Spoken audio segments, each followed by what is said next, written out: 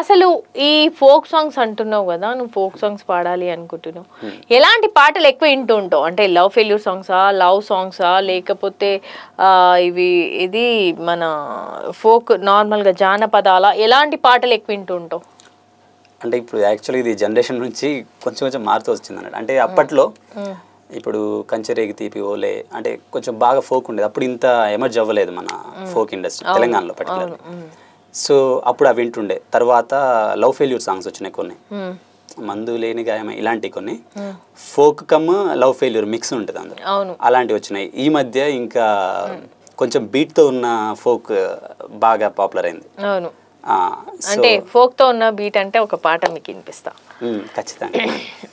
అద్దాల మేడలున్నాయే, మేడల్లా మంచి సీరలున్నాయే, సీరంచు రైకలున్నాయే, కొనిపిస్తా నాత బొంబాయి రాయే, రాను నే రాను రాను బొంబాయికి రాను, రాను బొంబాయికి రాను, రాను బొంబాయికి రాను, రాను బొంబాయికి రాను, రాయ రాయే పిల్ల రంగుల రత్నం ఎక్కించి జాతరంతా చూపిస్తా, రాను రాను పొలగా రంగుల రత్నం ఎక్కించి నన్నాగం జతవంట రాను, అందుకే రాను రాను గా జాతర రాను, రాను నేనాగంగాను, రాను గా జాతర నేను, రాను నేనాగంగాను. ఈ పాట మాత్రం వైరల్ అయిపోయింది అసలు. రాము రాథోడ్ అండ్ మై లిఖిత అండ్ రాము రాథోడ్ అసలు పాట మాత్రం ఇరగ తీసిరు. అసలు ఆ పాటకు మాత్రం ఎక్కడ చూడు, ఎక్కడ అంటే నువ్వు ఎక్కడ విన్నా సరే ఆ పాటే వినిపిస్తుంది ఇప్పుడు మొత్తం. అదొకటి, ఎర్ర రుమాల్ ఒకటి, ఈ రెండు సాంగ్స్ బాగా వినిపిస్తున్నాయి బయట. మీరు కూడా చాలా బాగా పాడారండి, చాలా. Thank you so much. Actually నేను కూడా ఫోక్ సింగర్, అందుకని నాకు తెలుసు. యాక్చువల్లీ నేను మీ పాటలు వింటా. అవునా? నేను నీలి నీలి కల్లా వాడే సాంగ్కి చాలా పెద్ద ఫ్యాన్. అబ్బో, థ్యాంక్ యూ సో మచ్. ఇంటర్వ్యూకి వచ్చే ముందు కూడా యాక్చువల్ మార్నింగ్ నేను బాక్స్ లో పెట్టుకొని ఉండే, చాలా ఇష్టం నాకు పాట. అవునా? ఈ ఇంటర్వ్యూ మధ్యలో తర్వాత మీతో వాడించుకుంటే సాంగ్. ఓకే. ఇంతకీ జోసెఫ్ ఏం చదువుకున్నావు? నాది యాక్చువల్లీ నా 10th మా ఊర్లోనే అయింది. తర్వాత నాకు IIIT బాసాలో సీట్ వచ్చిందండి. ఆ తర్వాత అక్కడ ఇంటిగ్రేటెడ్, అది ఇంటర్ ప్లస్ బీటెక్ ఉంటుంది. అది 2019లో అయిపోయింది. తర్వాత నా మాస్టర్స్ ఓయూలో అయింది, మాస్టర్స్ సోషియాలజీలో అయిపోయింది. యాక్చువల్ నాది బీటెక్ అయిపోయిన 2019 తర్వాత నేను కాంపిటేటివ్లోకి ఎంటర్ అయినా. అంటే 2 months జాబ్ చేశాను క్యాంపస్ ప్లేస్మెంట్లో. ఆ తర్వాత నేను కాంపిటేటివ్కి వెళ్దామని చెప్పేసి కాంపిటేటివ్కి వచ్చేసిన. ఈ మధ్యలోనే ఓయూకి ఎంట్రన్స్ రాయడం, అక్కడ పీజీ అది 22 వరకు అయిపోయింది. ఆ తర్వాత ఇంకా కాంపిటేటివ్నే కంటిన్యూ చేస్తున్నా. మొన్న గ్రూప్స్ అయిపోయినాయి ఎగ్జామ్స్. అంటే దీన్ని బ్యాలెన్స్ చేసుకుంటూ నా ప్యాషన్ని ఫాలో అవ్వాలని. ఓకే, నీ ప్యాషన్ మాత్రం సింగర్ అవ్వడం. అవును. ఏ సింగర్ అవ్వడం? ఫోక్ సింగరా, సినిమా సింగరా? బేసిక్గా నేను అట్లా బౌండరీస్ ఏం పెట్టుకోలేదు. వాట్ ఎవర్, ఇప్పుడు నాకు మంచి రికగ్నిషన్ వచ్చి ఇదో ఇచ్చినా అది వచ్చినా పర్లేదు. మంచి ఒక ఛాన్స్ వచ్చి ప్లస్ రికగ్నిషన్ వస్తే ఎట్ సైడ్ వెళ్ళినా పర్లేదు. ఓకే, మరి ఇప్పుడు ఇది చేసుకుంటూ నువ్వు ఆ జాబ్ చేసుకుంటూనే జాబా? అది ఎగ్జామ్స్ అయిపోయినాయి. సో మరి సంగీతం నేర్చుకుంటే ఇంకా మంచి ఉపయోగం ఉంటుంది కదా? అవును, యాక్చువల్ నాకు ఆ ప్లాన్ కూడా ఉంది. యాక్చువల్ ఎప్పుడో చేయాలి అది, బట్ కొన్ని ఆన్లైన్లో కొన్ని క్లాసెస్ ఉంటాయి కదా, అవి చూసుకుంటూ కొంచెం ఇంప్రూవ్ చేసుకోవాలని ఆ థాట్ కూడా ఉంది అన్నమాట. Okay, have to start. ఇప్పుడు ప్రెసెంట్ ఏం చేస్తున్నారు? ప్రెసెంట్ ఇవి కాంపిటేటివ్ మొన్న గ్రూప్స్ ఎగ్జామ్స్ అయిపోయినాయండి. యాక్చువల్ ఏదైనా ఇప్పుడు ఆల్రెడీ అమ్మ వాళ్ళు ఉన్నారు, సో వాళ్ళకి కొంచెం హెల్ప్ చేసుకుంటూ, యాక్చువల్ అన్నయ్య వాళ్ళు ఉన్నారు, ఆల్రెడీ జాబ్ చేస్తున్నారు వాళ్ళు. కాకపోతే ఏంటంటే మనం కొంచెం సెల్ఫ్ రిలయంట్గా ఉండి ఏదో పార్ట్ టైం ఏదో చేసుకుంటూ నా ప్యాషన్ ఫాలో అవ్వాలని. ఓకే, ప్యాషన్ అంటున్నావు కాబట్టి మా కోసం ఇంకొక పాట ఖచ్చితంగా పాడతానండి.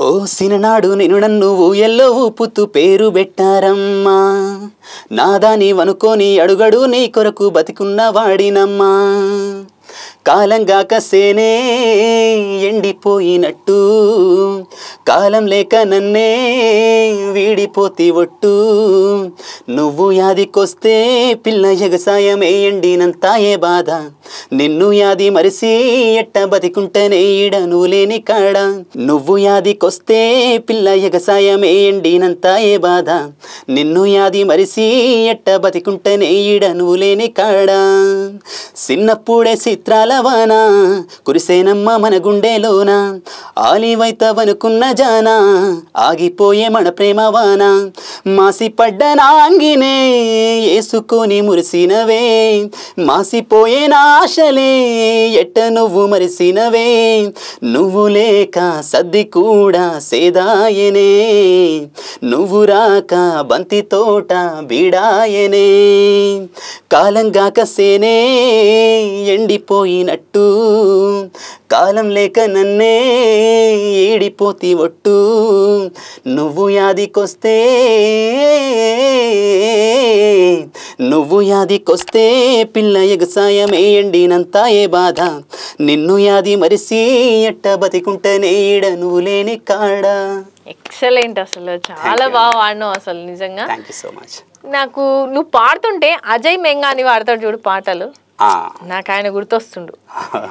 నువ్వు పాట పాడుతుంటే హనుమంతు గుర్తొస్తున్నాడు. ఎంత ఆయన కూడా ఎంత బాగా పాడతాడంటే లవ్ ఫెయిల్యూర్ సాంగ్స్ చాలా అంటే చాలా బాగా పాడతాడు. సిటికేస్తే ఓ ఏటి పానానికి ప్రేమ సిక్కులు పెట్టిన వేందే, ఈ పాట మాత్రం నాకు నిజంగా చాలా అంటే చాలా ఇష్టమైన పాట. మీకు ఇష్టం, మీకు వచ్చు అంటే పాడి వినిపించచ్చు. నాకు కూడా చాలా ఇష్టం, మీకోసం ఖచ్చితంగా పాడతాను. పాడండి. ఏములాడ రాజన్న దేవుణ్ణి అడుగే నీ మీదున్న ఇట్టం కొండగట్టు అంజన్న స్వామిని మొక్కిననే నీకు రావద్దు కట్టం సిటికేస్తే బొయ్యేటి పానానికి ప్రేమ సిక్కులు పెట్టిన వేందే బండ తీరు గుండెటి నా గుండెకు ఎన్ని బాధలు పెడుతున్న వేందే ఆ దేవుని మీద మన్ను బొయ్యని ప్రేమకు బాకి లేదేందే బువ్వ తింటే పోతలేదే నీ మీదే పానమాయే పిల్లని తోడు లేకపాయే నాకు సావన్న రాకపాయే యములాడ రాజన్న దేవుణ్ణి అడుగే నీ మీదున్న ఇట్టం ఓ కొండగట్టు అంజన్న స్వామిని మొక్కిననే నీకు రావద్దు కట్టం ఎందుకే పిల్ల నా మీద కోపం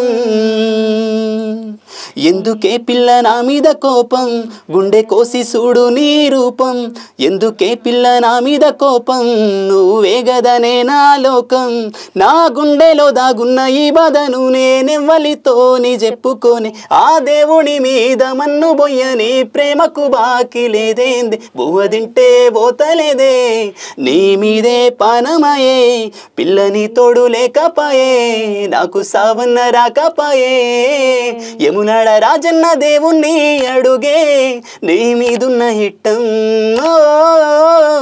కొండగట్టు అంజన్న స్వామిని మొక్కిననే నీకు రావద్దు కట్టం. Thank you so much. ఎంత బాగున్నావు అంటే నిజంగా చెప్తున్నా కదా, మన హనుమంత్ యాదవ్ గుర్తొస్తున్నాడు నువ్వు పాటలు పాడుతుంటే. మరో హనుమంత్ యాదవ్ నువ్వు అయితవేమో మరి. థ్యాంక్ యూ అండి.